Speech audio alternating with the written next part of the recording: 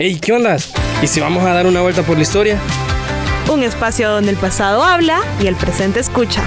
Ponte cómodo porque esto es ¿Qué ondas con la historia? Bienvenidos y bienvenidas a ¿Qué ondas con la historia? Con ustedes están Briseida Paredes y Sofía Córdoba. Volví. Al fin. Me habían echado. Sí. Estaba vetada de la radio y SOS. De hecho, allá afuera de la puerta hay una imagen mía como de persona no grata. De persona no grata. Y yo me ponía a la par. Mentira. No, pero ¿qué tal? Ya, no. ya cerramos ya ciclo. De hecho, por eso no vine. Sí, nuestro Casimerito le tenía agarrada. Sí, tercer año es una cosa El heavy. tercer año es... No le recomiendo PECAS. Y yo. No es una buena experiencia PECAS. De hecho, es súper... No, o sea, a veces me entra mucho como la nostalgia porque cuando tú estabas en tercer año yo te conocí. Sí. Sí. Pero es que, ¿sabes? Creo que justamente cuando terminas tercer año, el gran cambio es que comenzás a decir, me faltan tantas materias. O sea, a dejar de decir ya cursé, ya llevo tantas. Ahora comenzás a decir faltan tantas. O sea, yo ahorita estoy como de me faltan 4 materias. ¿Y ya? 5 años se fueron. Pero ni modo, me van a aguantar aquí un rato más. Ni modo, chavos. Y estamos en julio, ya no solo en interciclo y descansando y esperando que todos se recuperen, así que... Julio, mes mágico. Sí, mes de recuperación de lo que fue el ciclo.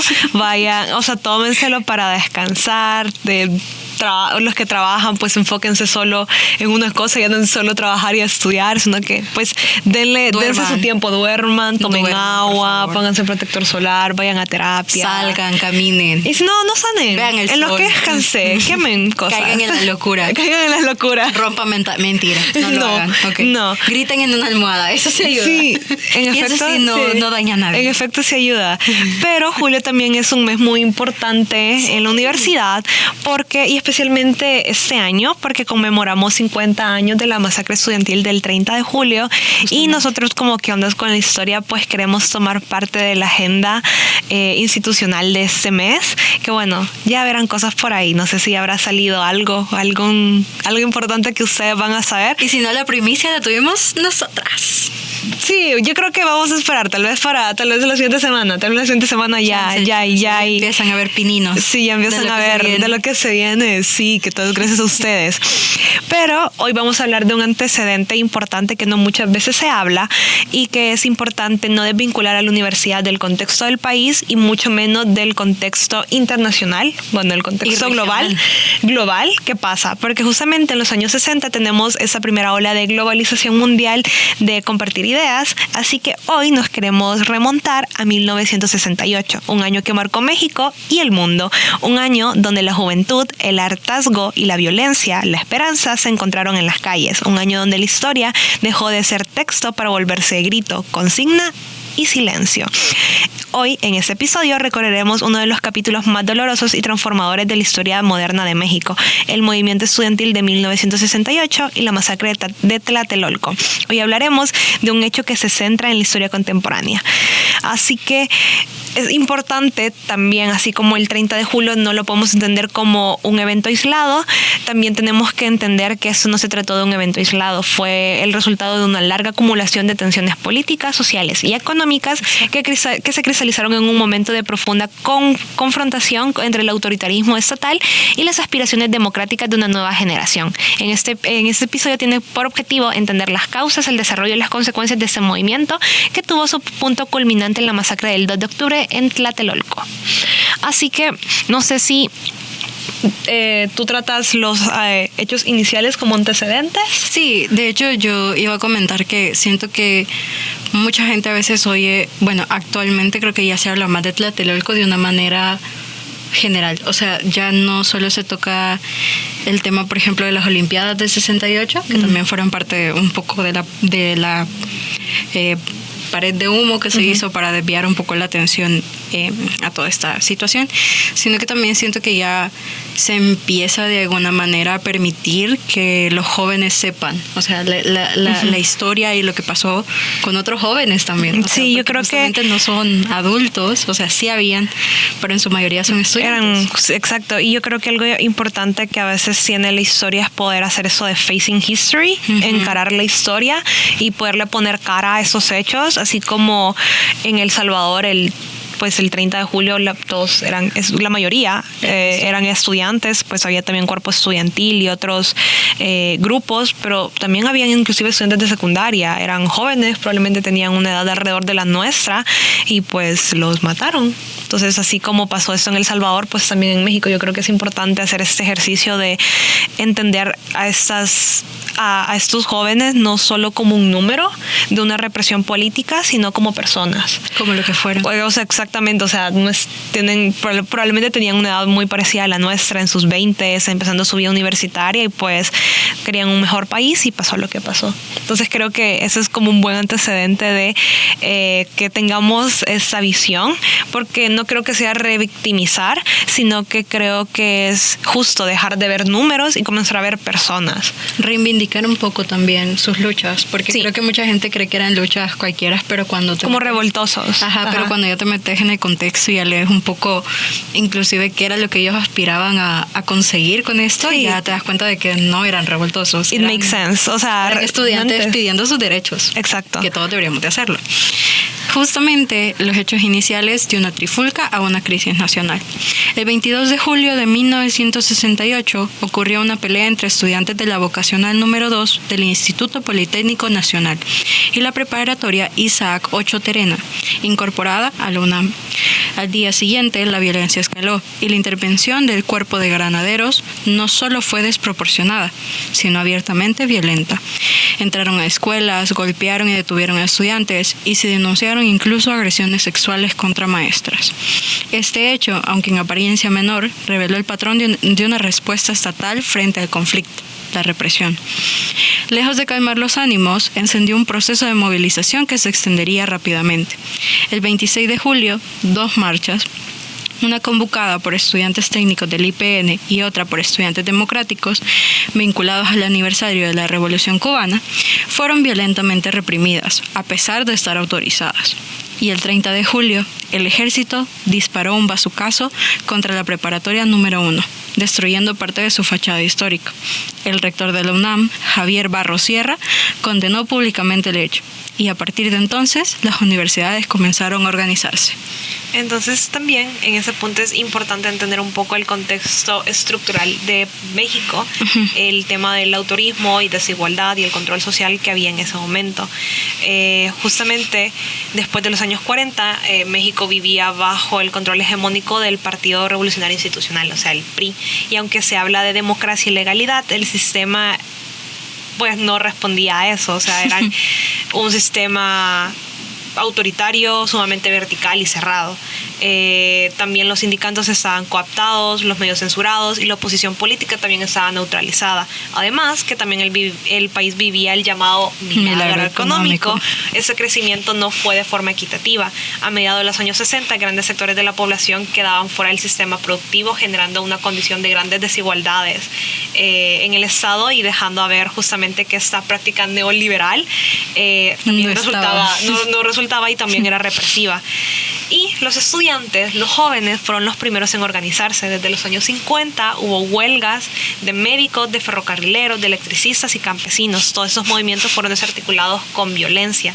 El estudiantado del 68 heredó esa memoria. La percepción de los reclamos legítimos no eran escuchados, sino castigados. Y acá es algo importante entender. Hay que ver los jóvenes de los 60 y creo que ya lo hablamos con Andrea María cuando estuvo de invitada sobre el tema de los 60 y los 70 en la universidad y la cultura pop. Vean el capítulo. Sí, muy bueno, pero también sirve un montón para entender la riqueza de los jóvenes en los años 60. Era la primera vez en la historia que los jóvenes estaban tomando la batuta política, estaban en el frente de todo, estaban saliendo a las calles, estaban yendo a reclamar. O sea, está el antecedente, está París, mayo francés. El mayo francés. Es que justamente todos fueron en el 68. Eso creo que es algo muy interesante de ver, que es que el 68 fue un año muy importante en cuanto a revueltas populares. Y justamente la globalización que ya había para los años 60 permitía que todos supieran de lo que estaba pasando. O sea, estudiantes mexicanos sabían lo que estaba pasando en Cuba, sabían lo que estaba pasando en Vietnam, en Estados Unidos, justamente en Francia. También, si nos vamos a los años 60, que tenemos el auge de esta cultura hippie en Estados Unidos, Viva la de paz, amor y paz, que justamente nace como parte... La frase, la de make peace and not the war. Haz el amor, no la guerra. Haz el amor, no la guerra. Make love, not war. Ajá, no sé cómo se... Ay, hoy resulta que se me olvidó el inglés. Ay, yo ando toda pocha siempre y yo resulta que se me olvidó el inglés. Hoy mi cerebro no está... Mi cerebro bilingüe no está celebrando lo suficiente. No, el día Pero de hoy no. justamente en los años 60 se hace este auge de estudiantes jóvenes oponiéndose a Vietnam, saliendo a las calles, predicando el amor, predicando la paz. Todo esto También lo sabían. O sea, el tema de los hippies se extendió de una manera fuerte. Más allá de ser una moda estética, también era un tema de ideales. O sea, tenemos las panteras negras en Estados Unidos. O sea, tenemos toda esa proliferación de ideas entre jóvenes. Y eso es súper importante. Y El Salvador tampoco está ausente de eso. O sea, ellos también conocían y escuchaban. O sea, si nos vamos a revistas o periódicos estudiantiles de esos años, se comentaba de lo que estaba pasando. Entonces, creo que es súper importante tener en cuenta que los jóvenes para los 60, 70 son súper importantes y están en el centro de los movimientos políticos. Y justamente las demandas que tenía el movimiento, ya a partir de agosto, los estudiantes se comenzaron a organizar de manera más formal. El Consejo Nacional de Huelga fue creado el 8 de agosto y agrupó representantes de distintas escuelas y facultades del IPN, que es Instituto Politécnico Nacional. Eso, gracias. De hecho, ese tema de las escuelas que están como bajo el manto de la UNAM siempre me pareció algo muy interesante. Porque yo no le entendía. Hasta hace poco fue que ya empecé como más o menos a agarrarle a cómo es que se manejaba estructuralmente hablando, y me parece que es un proyecto, si no más, curioso. Y a mí me parece interesante porque básicamente es una entrada a una de las universidades, que solía estar en una de las mejores, en el top 100 de mejores universidades, porque este año la sacaron. La UNAM ya no es, la UNAM ya no está en el top 100 de mejores universidades, pero básicamente era... También acá pecamos un poco de desconocer el sistema de educación mexicano, pero básicamente en México hay colegios, hay escuelas de que están justamente como ligadas al UNAM, y básicamente es como ya básicamente un paso directo al UNAM. Porque mucha gente que va a esas escuelas precisamente se prepara para poder entrar directamente al UNAM. Y entrar a esas escuelas es sumamente difícil. O sea, tenés que hacer exámenes, un examen, cupo y muy buenas notas. Sí, o sea, tenés que tener muy buenas notas y un muy como perfil académico. Hay una youtuber, momento promocional, pero es que me parece muy interesante porque se llama Eva Basarastian, siempre digo mal su apellido, una disculpa, pero ella hace muchas entrevistas interesantes que le llama Ruido Social, y es justamente mexicana.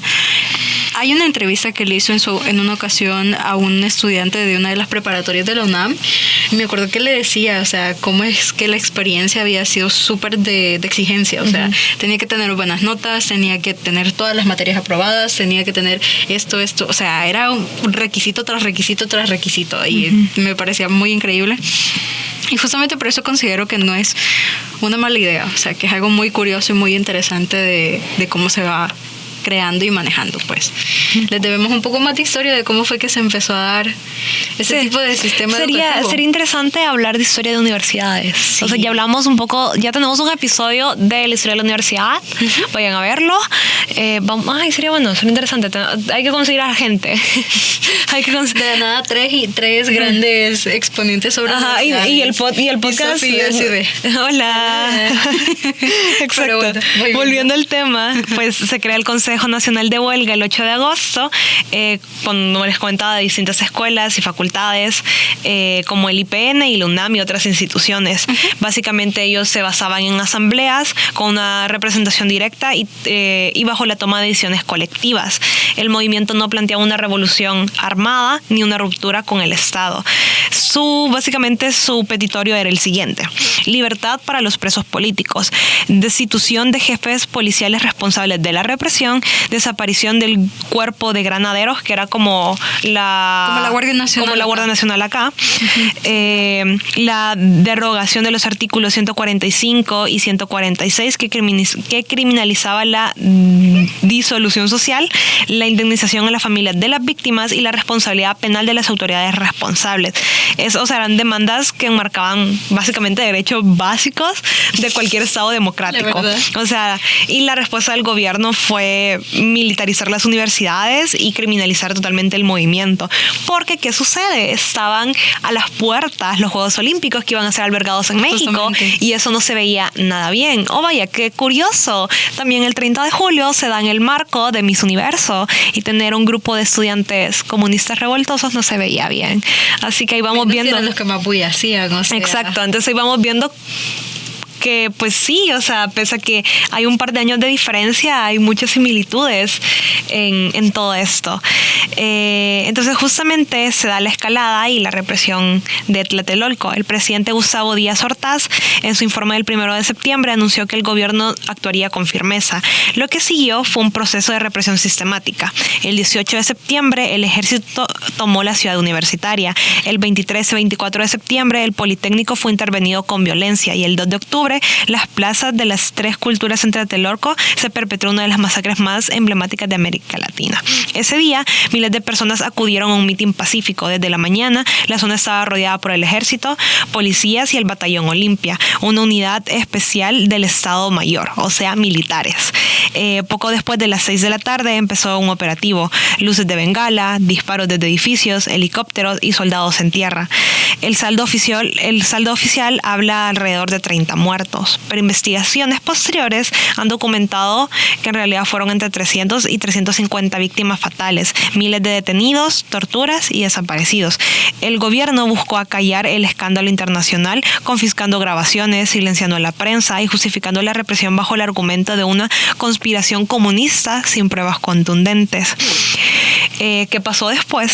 Pues los máximos dirigentes del movimiento estudiantil fueron interrogados, torturados y posteriormente procesados bajo cargos falsos. Sin embargo, como parte de la apertura democrática del gobierno de Luis Echeverría, sucesor de Gustavo Díaz Ordaz, se logró la amnistía de los primeros presos políticos de 1978. Además, se derogaron los artículos 45 y 46 del Código Penal Federal que referían al delito de disolución social y eran utilizados como instrumentos de represión. Entonces, acá, otra vez, otro déjà vu, una ley de amnistía que no permitió que se juzgara a tiempo estas cosas y como tuvo que haber sido. Y como siempre pasa y como es parte de cómo ser un gobierno autoritario 101, pues no tomen tips, por favor, a todos los que nos ven.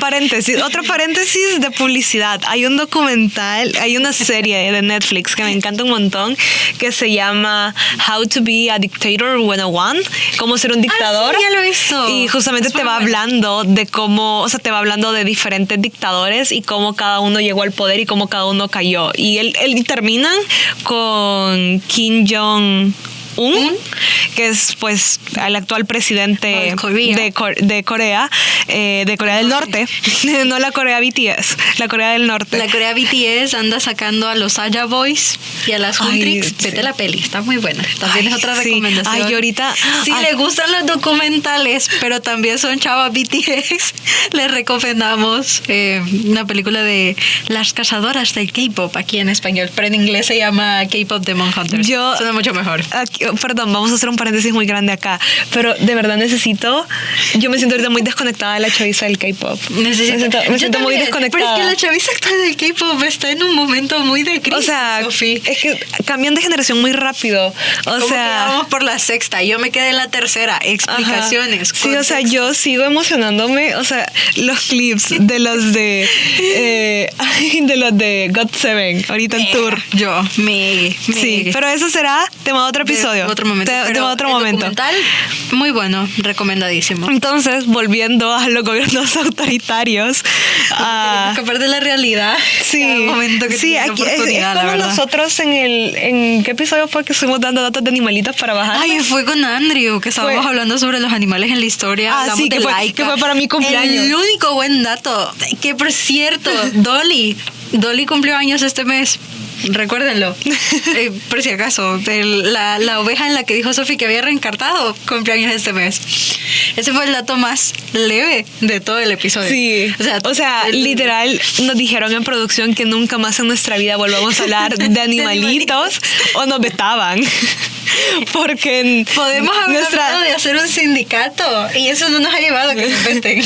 Hablar de animalitos. O sea, sí. literal, nuestra productora terminó llorando editando ese episodio. O sea, no hubo datos de animalitos que salvaran lo heavy de ese episodio. Sí, eso. Pero regresando al tema nuevamente, pues con la salida de, bueno, el presidente Gustavo Díaz Ordaz, que fue presidente de 1964 a 1970, negó, como todos los dictadores, que hubiera una presencia de un batallón militar, que en este caso fue el Batallón Olimpia, que hubiera presencia de grupos paramilitares, argumentando que la única función era por la que pudieron haber estado presentes era para custodiar las instalaciones de los Juegos Olímpicos. Sin embargo, investigaciones y testimonios posteriores han revelado la verdad sobre su participación.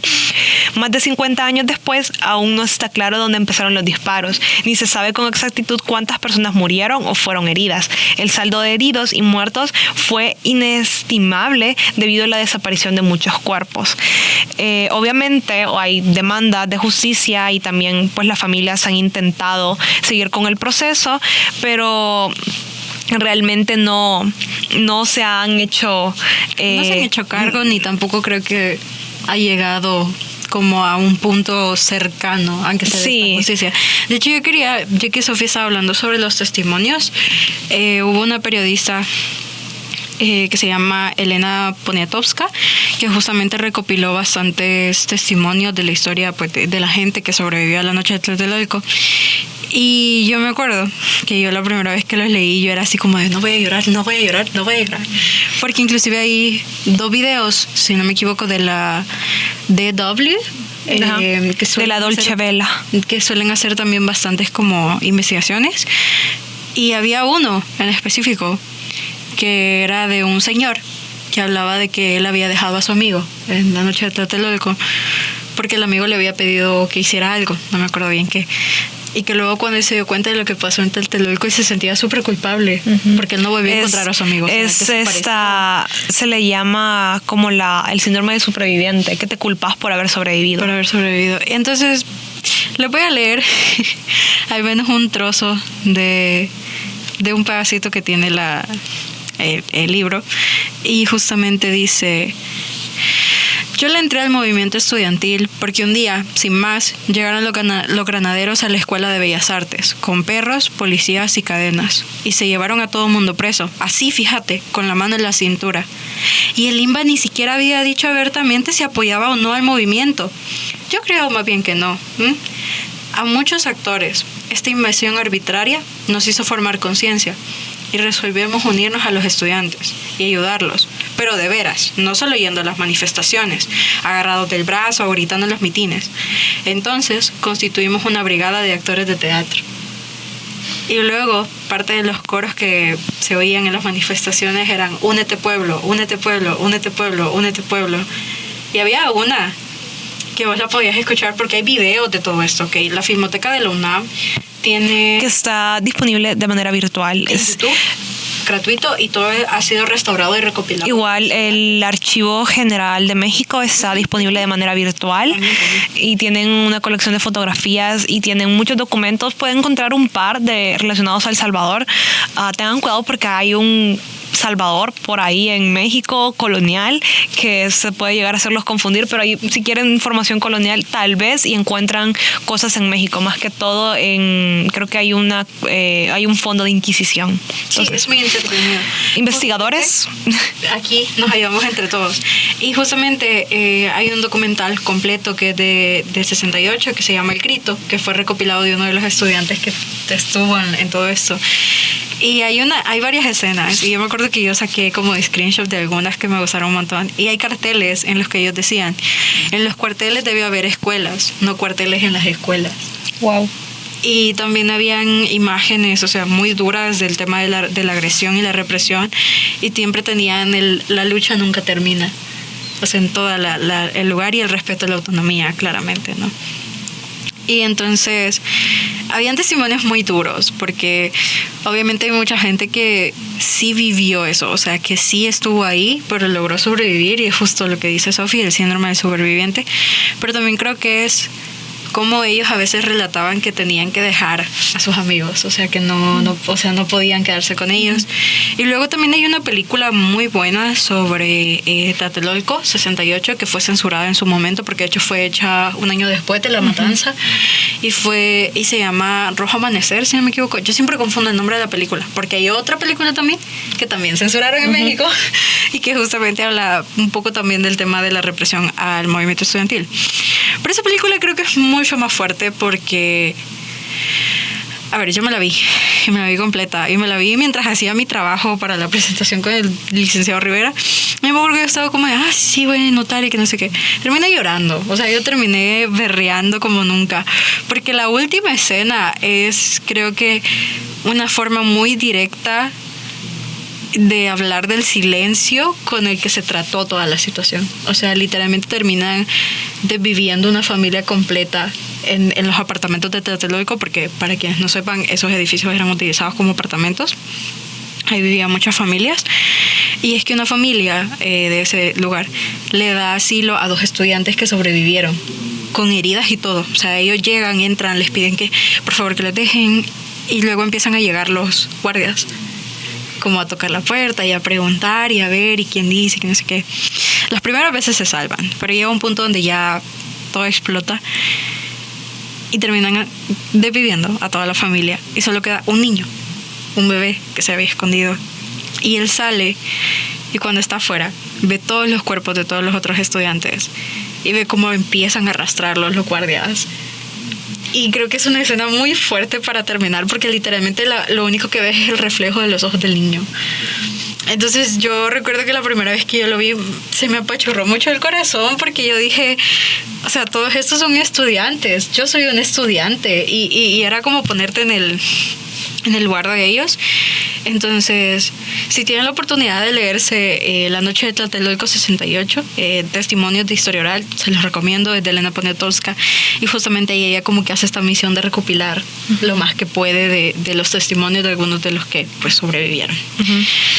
Exactamente, y como les mencionábamos, pues sí han habido esfuerzos recientes para tratar de judicializar el caso. Por ejemplo, en 2006, el informe de la Fiscalía Especial para Movimientos Sociales y Políticos del Pasado consideró alrededor de 350 muertos, aunque señaló que no es posible dar un número exacto.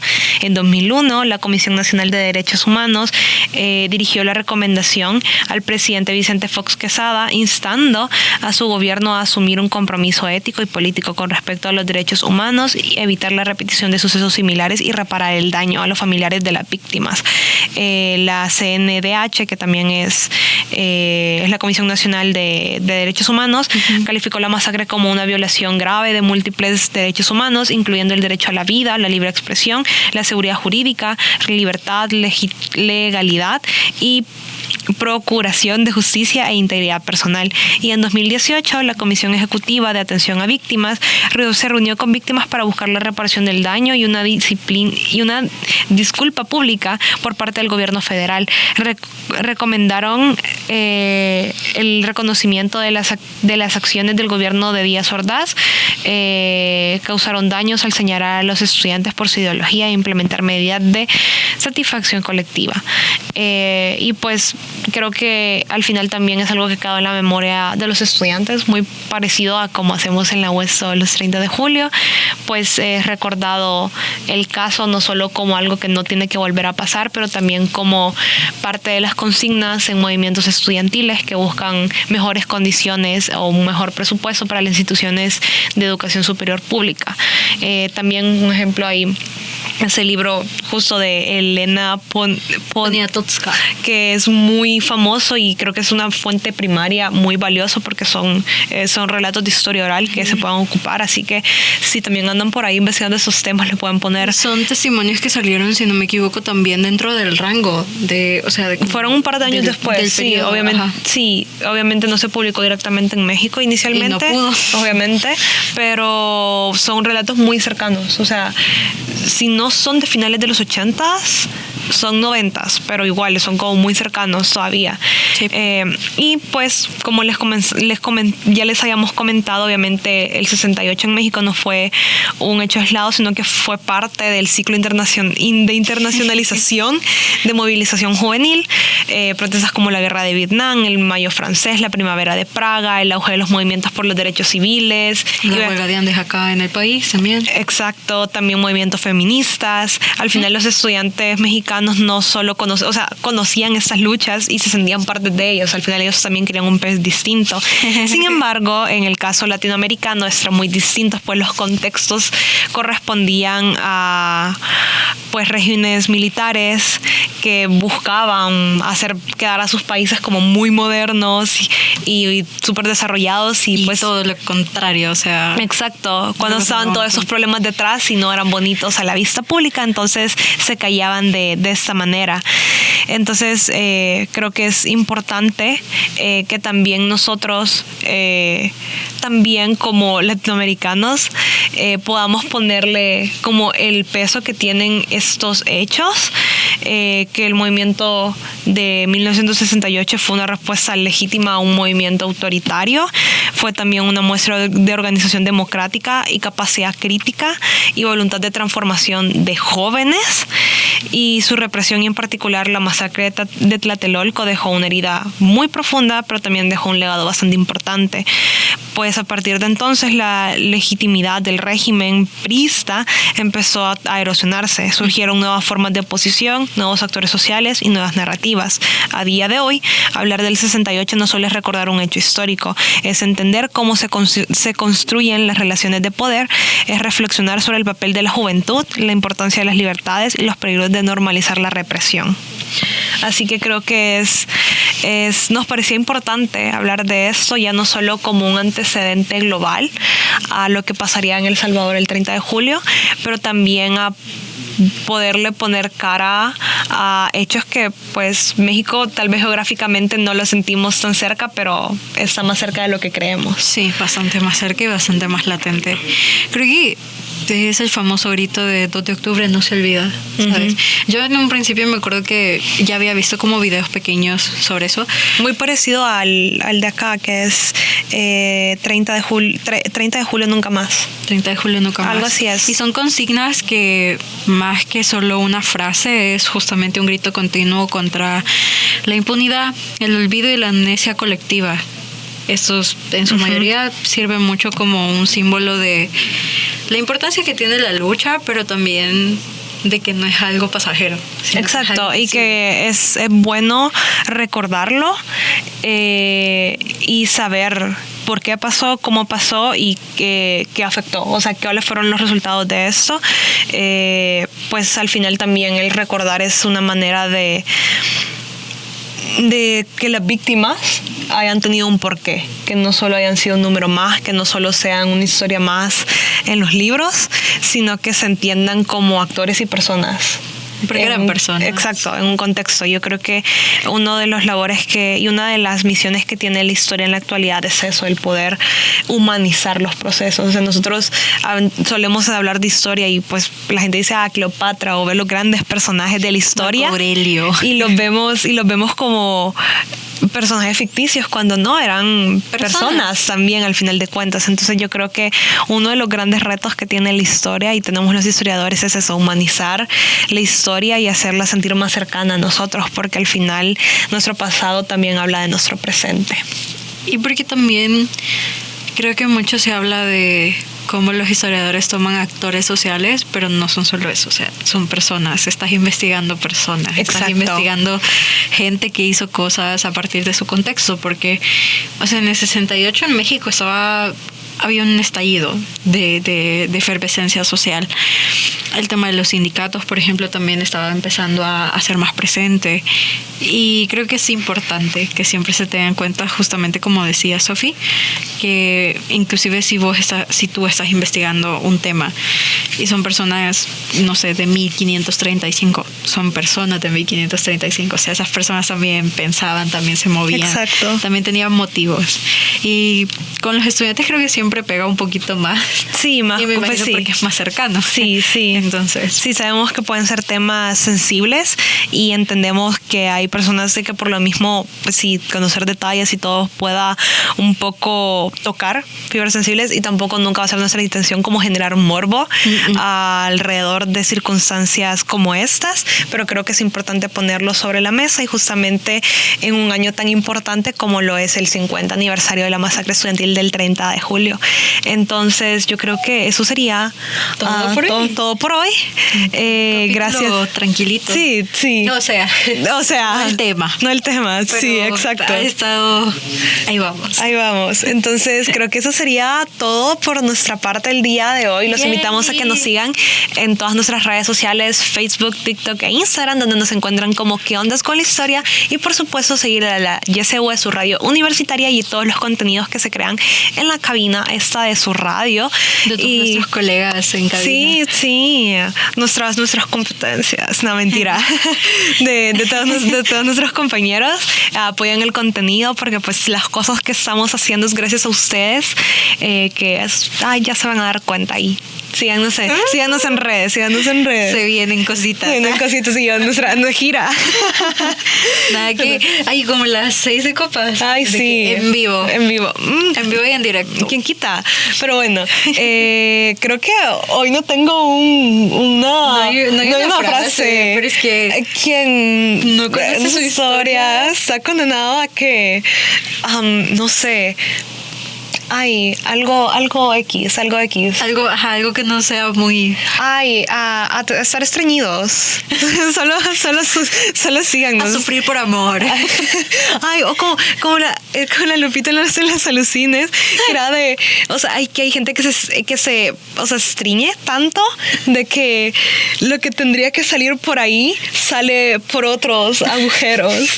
A eso están condenados. Así terminamos. Gracias. Ay.